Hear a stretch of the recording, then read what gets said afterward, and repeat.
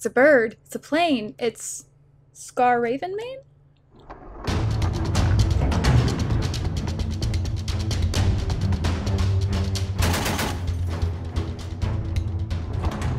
Right then, so issue number 4 is out. It's been out a little while, and the theme of it is pirates. Skarre Ravenmane talking about her new model and the history in Crix, as well as some of her entourage and her trusted colleagues, and you hear more about the history of Skarre herself, so that's actually fairly fascinating. This magazine also includes installment 4 of 6 for the Iron Kingdom's history, which is designed to bring you up to speed on what's going on in the Iron Kingdoms right now. So up until this point, we know that Lael has now fallen to Khador. Cygnar is at war with Khador largely. This installment talks about the Protectorate of Menoth. This is actually the time frame where the Protectorate declares its independence, also starts its Holy Crusade, or the build-up to the Holy Crusade. So yeah, Protectorate declares its independence and goes to war with Cygnar. Cygnar's kind of defending itself from Khador and now Protectorate. Cygnar sort of also has an ongoing war against Crix, so there's sort of war on all sides. It's really not a good place to be. You also get some backstory in the history involving Skarre Ravenmane. She is a servant of Terminus and is following one of Asphyxius's loyal servants to try and figure out what he's doing, because of course everybody in Crix has their own, you know, schemes they're plotting in the background. They all dine to be king, except for Skarre. She seems kind of happy where she is. So anyway, it's worth getting the magazine just to keep up with that bit of the history, because it's nice to see all of it coming together and knowing where you sit currently in the Iron Kingdoms, especially if you do play the RPG.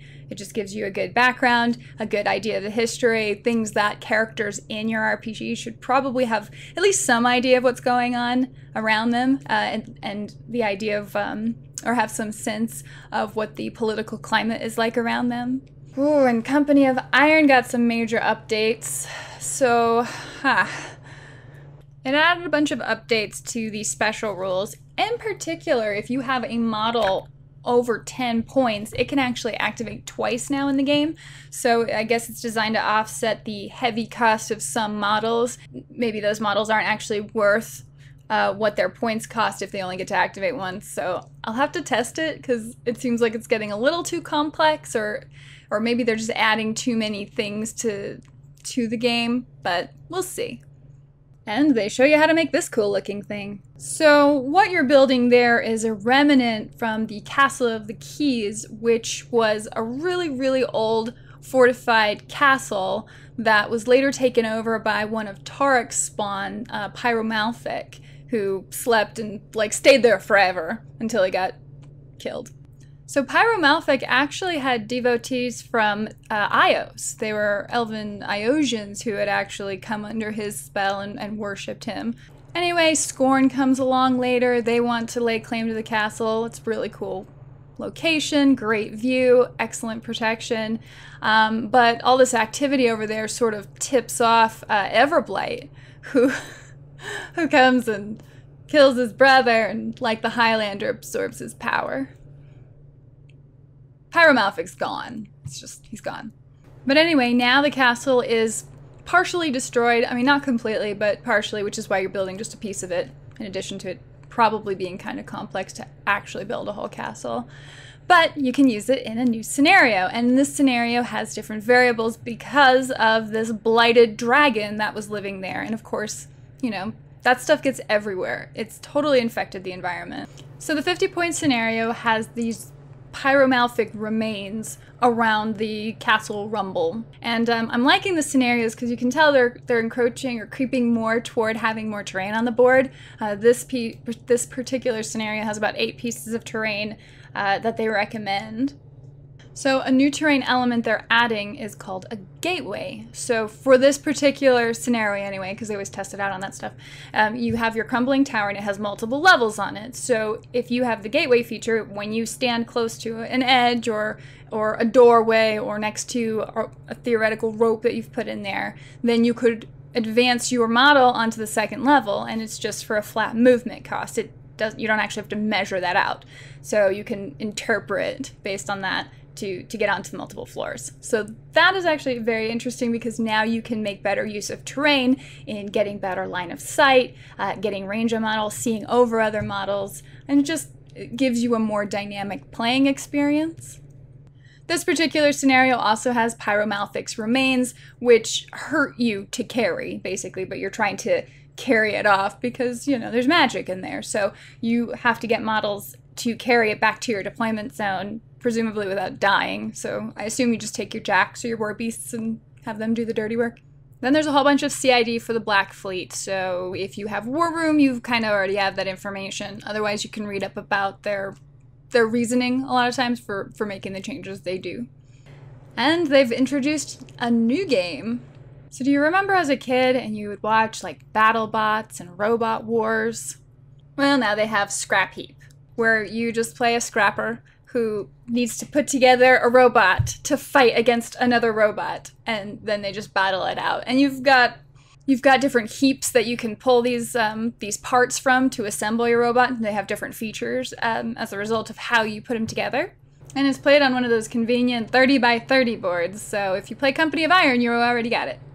And yeah, so you basically just assemble a warjack or war beast, however you do that, and bludgeon each other until you're the only one left.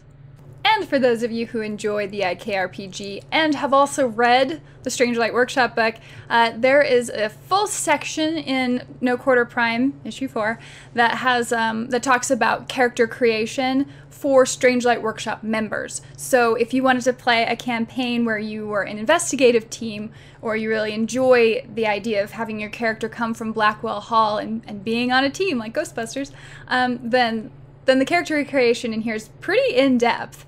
Your characters have these callings, their overall goals that they're trying to have, and they also have these breaking points that you build into them. So if they lose a certain amount of willpower, which is a whole thing in there, then they snap and they do a myriad of weird things depending on how you set their personalities. So for example, the altruist calling has a breaking point where if your willpower is gone, you have to spend your next activation just helping whoever's nearest to you. You don't have a choice in it. It's a compulsive behavior.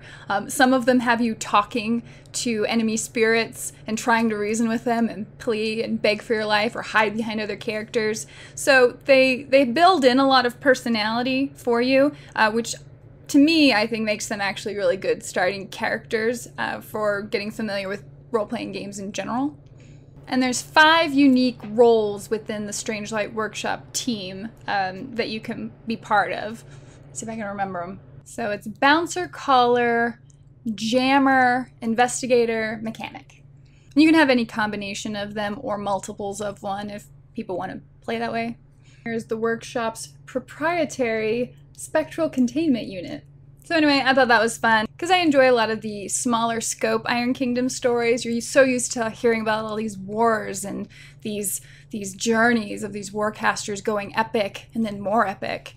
So the smaller scope stories of just normal people who live in the world are a good direction. I'm really glad that they're pushing more information that way. I'm glad they're doing that.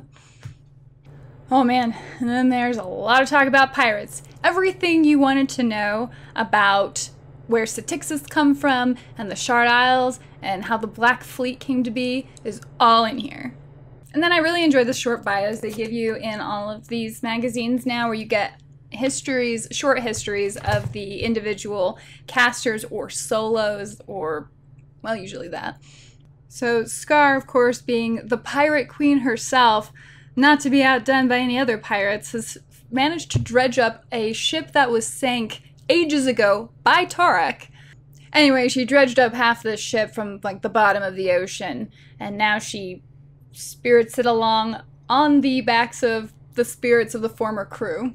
So yada yada yada, a whole bunch of histories of Shard Islanders and Black Fleet Raider people and non-cater models. Really good artwork in this issue, though. If you're interested in drawing Styxis, then definitely get this issue. And we've got 3 new gaming scenarios, which I enjoy. It's all pirate themed. One of them you actually fight on the deck of a ship, which is super cool. They also have another battlefield condition, so you have this turbulent waters condition, and so it's designed to sort of symbolize being on the deck of a ship and the ship moving in turbulent waters and you possibly falling or, you know, walking down deck and ending up in a different spot than you intended because you lose your footing. There's a mechanic where you can swing on ropes to get across parts of the ship, which could make you fall. You can also get tangled up in the ropes on the ship. And of course, because it's pirates, there's treasure chests. So you can find these treasure trove items and you gain coins, you can spend coins, use those to boost the attack of models around you. So like I said, there are 3 new scenarios. One takes place in sort of this basic settlement. One of them actually takes place on a ship, and then the other one takes place on just this broken coastal shoreline because it's in the middle of a shipwreck, actually. So yeah, I'm enjoying these scenarios. It's a more fun way to play if you want to play casually, if you want to play War Machine casually at all. So the magazine ends with an introduction of the new theme forces, the Slaughter Fleet Raiders, and the Scourge of the Broken Coast. So if you're really into Crix, this is the perfect magazine for you, especially if you enjoy playing with the pirates. The scenarios I am enjoying. I'm glad they're pushing more in that direction. I hope they can start doing tournaments or something that way where you're playing on scenarios and you're not just constantly playing the steamroller format all the time. This gives you a way of existing in the Iron Kingdom's world with your models, and it just makes it feel more tangible, I think. Yeah, that's all I got. I'm kind of super excited about the next magazine, so I'm gonna go read that one now. Thank you guys so much for watching. Let me know what you think of this video in the comments, and I will see you later. Bye!